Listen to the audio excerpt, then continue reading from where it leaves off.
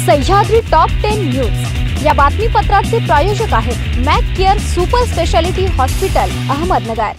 Congratulations वहिनी, बाळ झाल्याबद्दल। पण मी ऐकलंय डिलिव्हरी फार क्रिटिकल होती, आता ठीक आहे ना सगळं? अगं होता थोडा प्रॉब्लेम, पण स्त्रियांच्या आरोग्याची संपूर्ण काळजी घेणारं मातृसेवा होतं ना साथीला। सगळं सुरळीत झालं। किशोर वयापासून ते रजोनिवृत्तीपर्यंत स्त्रीच्या आरोग्याची संपूर्ण काळजी घेणारं अहमदनगर मधील पहिलं स्त्री रुग्णालय Matruseva women's hospital obstetric ICU। किशोरवयीन आणि विवाहपूर्व समुपदेशन, गरोदर माता तपासणी आणि प्रसूती, पहिल्या सिझेरियन नंतर नॉर्मल डिलिव्हरीची सोय। मातृसेवा विमेन्स हॉस्पिटल, सक्कर चौक, नवीन टिळक रोड, अहमदनगर। फोन 9850 20 0017।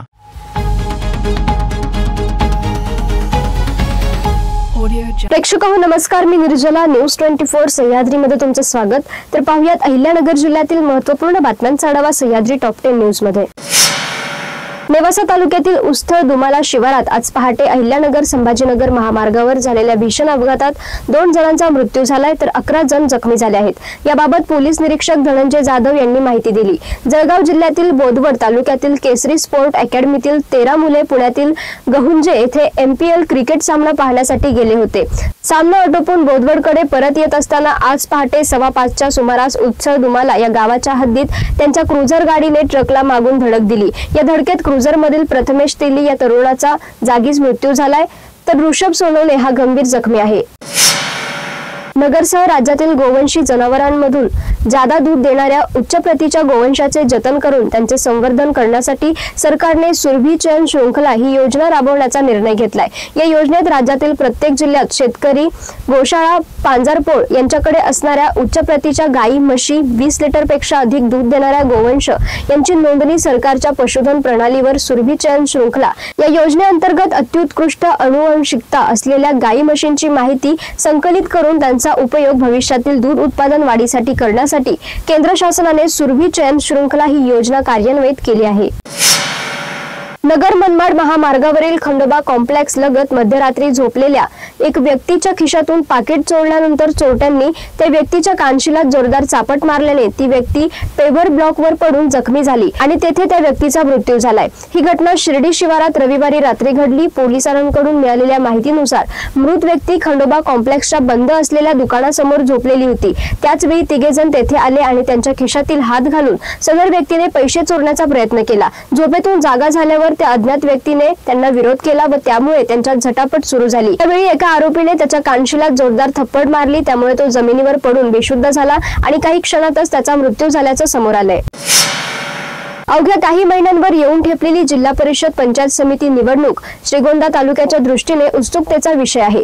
तालुक्यातील राजकीय परिस्थिती मोठी विचित्र झाली आहे। तालुक्यातील पहिल्या आणि दुसऱ्या फळीतील सर्वच नेते महायुतीच्या घटक पक्षात असल्याने 6 जिल्हा परिषद गट आणि 12 पंचायत समितीच्या गणात कोणती खिंड कोणी लढवायची यावर जोरदार खलबते होणार आहेत। सध्या तरी काँग्रेस, राष्ट्रवादी शरद पवार आणि शिवसेना उद्धव बाळासाहेब ठाकरे गट सक्षम नेत्यांकडे आशेने पाहत असताना भाजप, राष्ट्रवादी आणि शिंदे सेनेकडे हाऊसफुलचे बोर्ड लावण्याची वेळ आली आहे। त्यामुळे तालुक्यात निवडणूक गाजणार असल्याची चिन्हे आहेत। पाथर्डी तालुक्यातील कारेगाव येथे 2 अल्पवयीन मुलींचे विवाह रोखण्यात प्रशासनाला यश आलंय।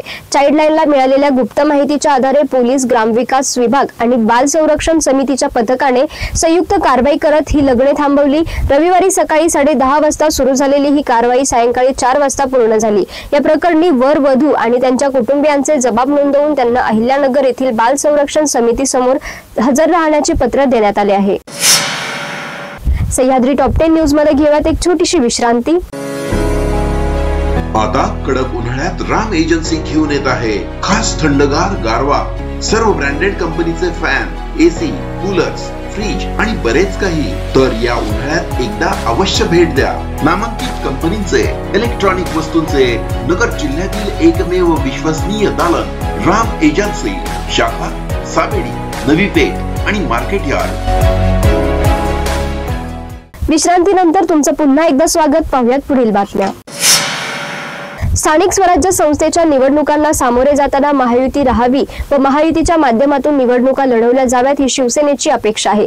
तरी समन्वय समितीच्या अहवालानुसार निवडणुका कशा प्रकारे लढवायच्या हे तिन्ही पक्षाचे प्रमुख निर्णय घेणार असल्याचे सुतोवाच पर्यटन मंत्री तथा संपर्क नेते शंभूराज देसाई यांनी काढले। आगामी स्थानिक स्वराज्य संस्थेच्या निवडणुकीच्या पार्श्वभूमीवर माऊली सभागृहात पार पडलेल्या शिवसेना पदाधिकारी मेळाव्यात मार्गदर्शन करताना ते बोलत होते।